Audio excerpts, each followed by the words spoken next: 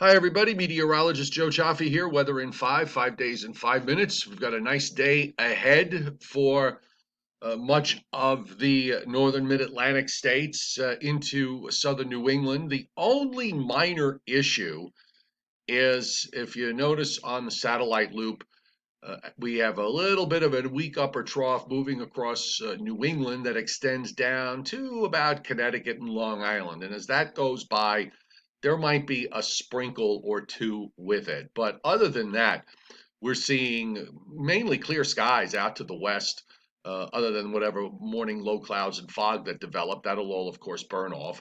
And we should have a nice day of sunshine and temperatures headed up into the upper 60s and lower 70s.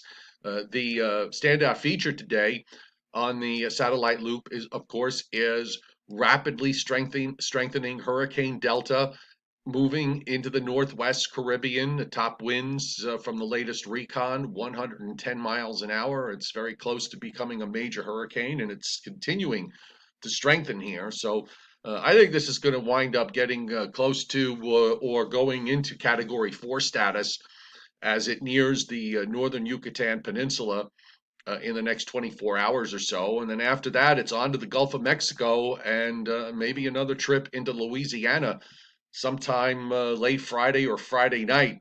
Look for probably some hurricane watches to go up soon for that part of the Gulf Coast. Gamma is gone.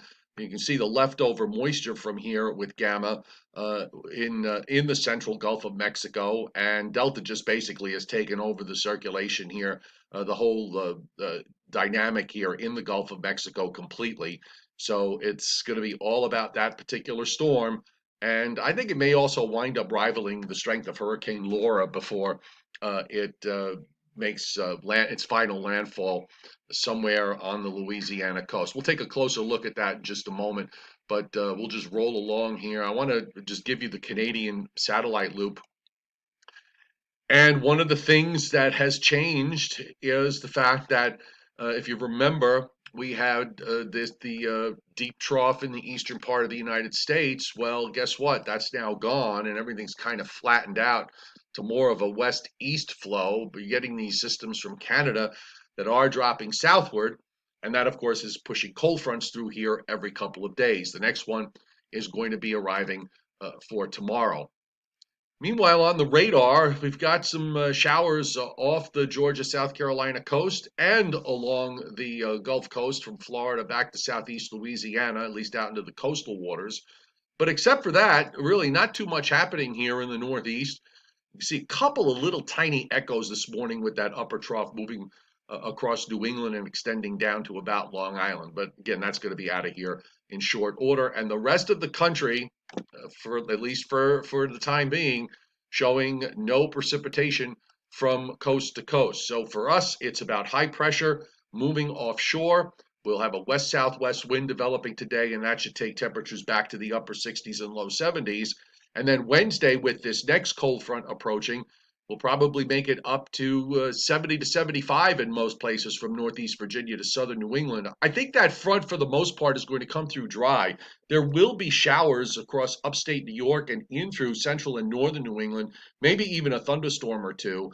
And I suppose when that front passes late tomorrow, there's the outside chance that there could be a brief shower with it. But then we'll have cooler air coming in for Thursday and Friday. Friday morning is going to be especially chilly with lows in the low to mid 40s in coastal areas and warmer urban settings, and temperatures will be in the 30s with some frosts in inland spots and even down into the low 30s or near 30 in some of the colder areas as you head north. Now let's talk about the weekend because we still have this puzzle. The Weather Prediction Center has kind of edged the area of rain from Delta northward. You're seeing a ton of rain being produced across the central Gulf states and in through Mississippi and western Alabama up into Tennessee and also into parts of North Georgia and the western Carolinas. Several inches of rain likely from this when this starts to get into play over the weekend. The northern fringe of a half an inch now has been pushed to just south of New York City with a darker green of a quarter to a half an inch across Pennsylvania, except for the far north, and into Long Island and southern New England. So what we're going to have to see here is whether the next high that comes in this weekend, is it going to suppress this a little bit further to the south, or is it going to be just weak enough to allow this moisture to move on up for to the northeast? That really is the big question here with respect to how this is all going to play out. So, taking a look at what we're going to see over the next couple of days. Of course, again, no problems today and tomorrow. Here's our cold front that moves on through.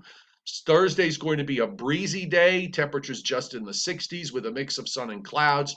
That cold night, Thursday night into Friday morning. The next high builds in. We'll have sunshine to finish off the week.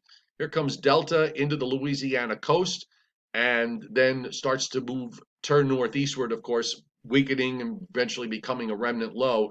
Here's the next cold front. Saturday looks fine. Here's the next cold front that will come through sometime Saturday night, and then it stalls out just to our south. Here's that high, the next high to the north, onshore flow Sunday, and then that rain starts to move northeastward, creeping further and further north, gets to about New York City or just north of New York City Sunday night into Monday morning, and then starts to slide further to the east, reacting to that high that's up to the north. So we're just going to watch to see how models play out now over the next few days and how they settle the argument here with respect to the situation for the Columbus Day weekend.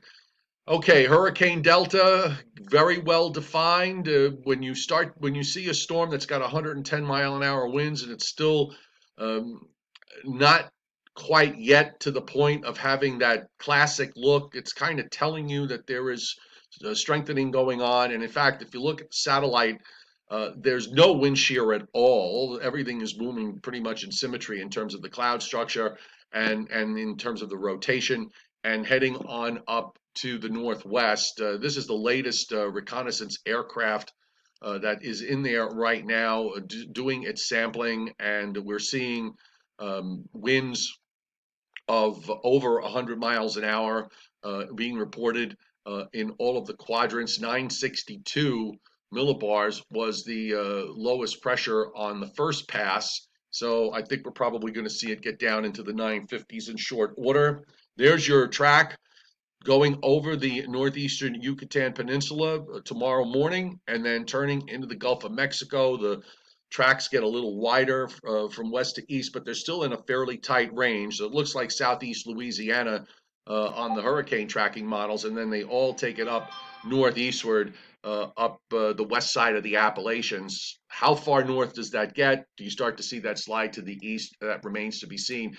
And notice, by the way, on the intensity models, we're seeing a number of them now taking this to a category 4, and in fact there's one hurricane intensity model that actually takes this to a category 5 while it's in the Gulf of Mexico. So conditions are favorable for strengthening, even with the impact of the Yucatan Peninsula. When it gets back into the Gulf of Mexico, it's going to remain a major hurricane and probably reach its maximum intensity. There's no wind shear issues here until maybe when it gets to the northern Gulf, and that's going to be questionable. So we'll see how this plays. There's your forecast track from the National Hurricane Center at 8 a.m. at 17.8 north, 82 west, top winds 110 miles an hour, moving west-northwest at 15.